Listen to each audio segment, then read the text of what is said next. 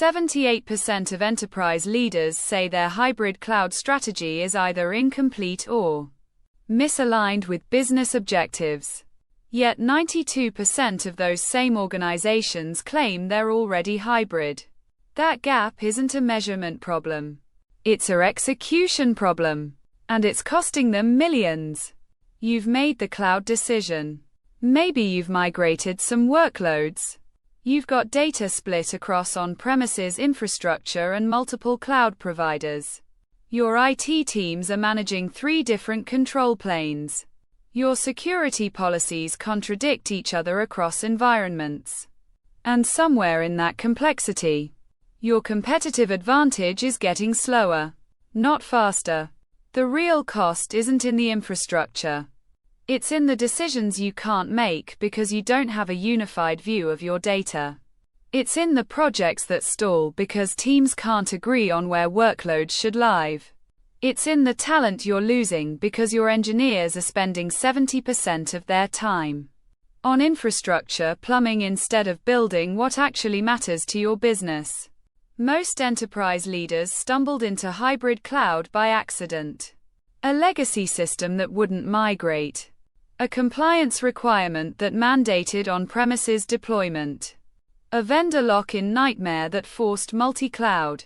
Now you're paying the operational tax for decisions you never consciously made. This isn't about cloud theory. This is about the decision framework that separates leaders who are actually extracting value from hybrid complexity versus those who are drowning in it. Over the next 8 minutes, you're going to learn 3 non-negotiable elements of a hybrid cloud playbook that works at scale. First, how to architect your data strategy so information flows intelligently, not just moves physically. Second, how to make workload placement a business decision, not an IT guessing game. And third, how to build governance that reduces friction instead of creating it. By the end, you'll have a framework you can take straight to your infrastructure and operations team.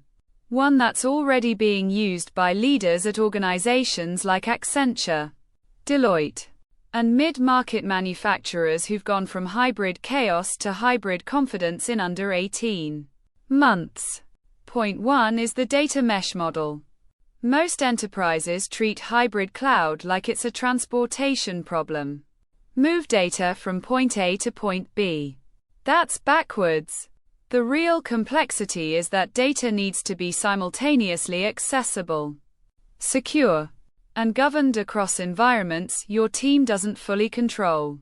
Recent research from Gartner in 2026 shows that organizations using a decentralized data mesh approach reduce hybrid cloud integration time by 54% compared to traditional hub and spoke models. That's not a marginal improvement. That's the difference between 18-month migrations and 9-month migrations. Here's what this looks like in practice. Take a global financial services firm managing customer data across 3 regions. They had customer records on premises in their data center, transaction data in a public cloud environment, and regulatory records split across hybrid and on-premises systems. 3 sources of truth. No single view of the customer. They implemented a data mesh by making each domain, customer, transaction, regulatory, responsible for its own data product. Each domain published standardized APIs and quality contracts that other teams could consume. Suddenly, a marketing team in Singapore could build a customer campaign by accessing a real-time transaction feed published from the cloud environment, combined with customer profile data served from on-premises. No ETL nightmare. No data lakes. No 6-month integration projects. The application for your organization is immediate.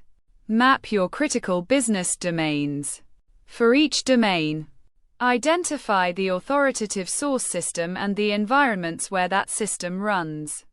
Then define the minimum viable data contract for that domain. What schema?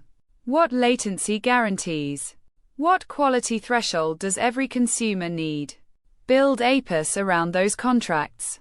You've just converted hybrid cloud from a storage problem into a business process problem, which you know how to solve. Point 2 is workload classification discipline. This is where most organizations fail. They make workload placement decisions based on cost comparisons or someone's intuition about cloud maturity. That's how you end up with a 3-year-old Kubernetes cluster running a batch job that could have stayed on premises. A 2026 survey from IDC found that enterprises following a structured workload classification methodology reduced their monthly cloud spend by 31% while simultaneously improving application performance. That's not cost cutting. That's precision. The framework is straightforward. Classify every application and workload across 4 dimensions. First, data gravity. How much data does the application create or consume? And how sensitive is it? Second, compliance and sovereignty requirements. Are there regulatory reasons this workload must stay in a specific location? Third, performance requirements. Does this application need sub 50 millisecond latency to a specific data center? And fourth, operational maturity. Does your team have the expertise to operate this workload in that environment? Look at what Unilever did in 2025. They had 2,000 applications scattered across their infrastructure. Instead of treating cloud as a binary decision, they built a scoring matrix. Supply chain applications with high data gravity and sub-100 millisecond latency requirements scored toward on-premises and private cloud. Customer-facing digital applications with variable demand patterns and cloud-native architecture scored toward public cloud. Legacy inventory systems with limited modifications scored toward hosted on-premises environments managed by a third party. Within 9 months, they had a clear placement map. No arguments. No politics. Just data-driven decisions that align to business outcomes. For your organization, start with your top 20 applications by business value or cost, run each through the 4-dimension assessment. You'll probably find that 3 or 4 applications shouldn't be in the cloud at all. 8 or 9 are ideal candidates for cloud migration or cloud-native redesign. And several should stay hybrid for operational or compliance reasons. That's insight you can take to your board. Point 3 is governance as enablement, not gatekeeping. This is the reversal that separates mature hybrid organizations from the ones still treating IT as an obstacle. Research from McKinsey in 2026 shows that organizations with policy-driven governance frameworks rather than manual approval processes accelerate their infrastructure provisioning velocity by 67% while improving security compliance by 43%. That's not contradictory. Automation actually makes compliance harder to break. The old model was a human approver sitting between a developer and cloud resources. I need a database. I request it.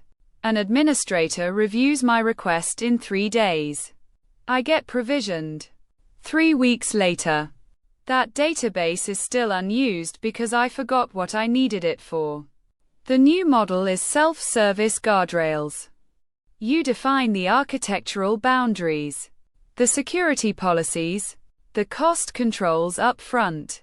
Then you give developers automated tools to provision resources within those boundaries without asking permission. They get their database in 3 minutes.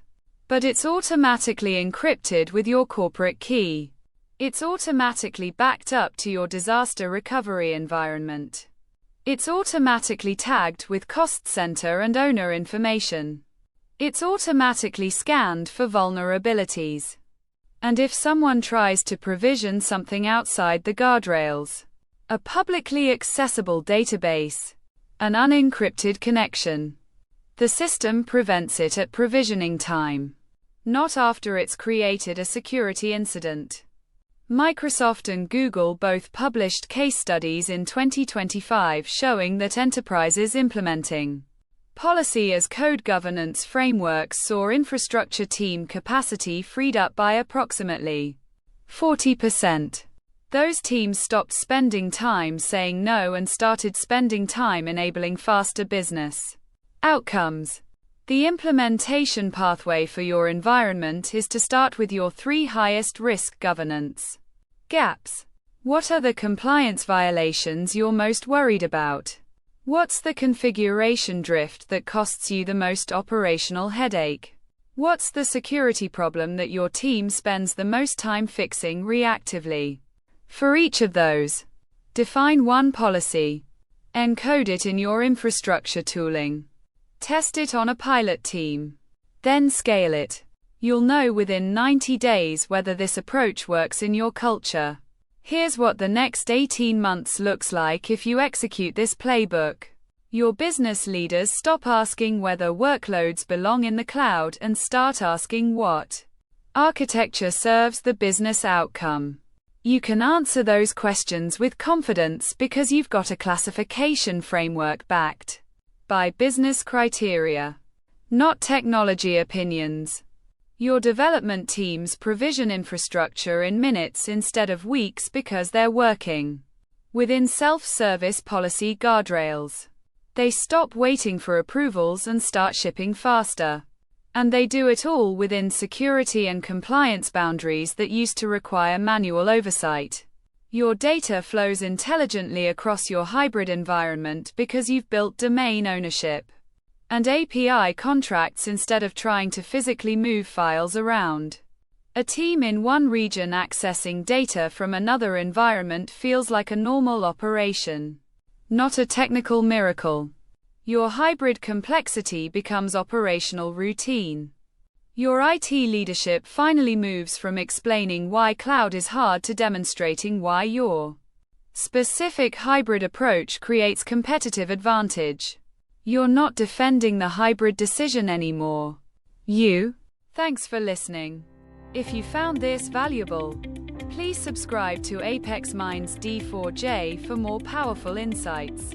See you in the next one.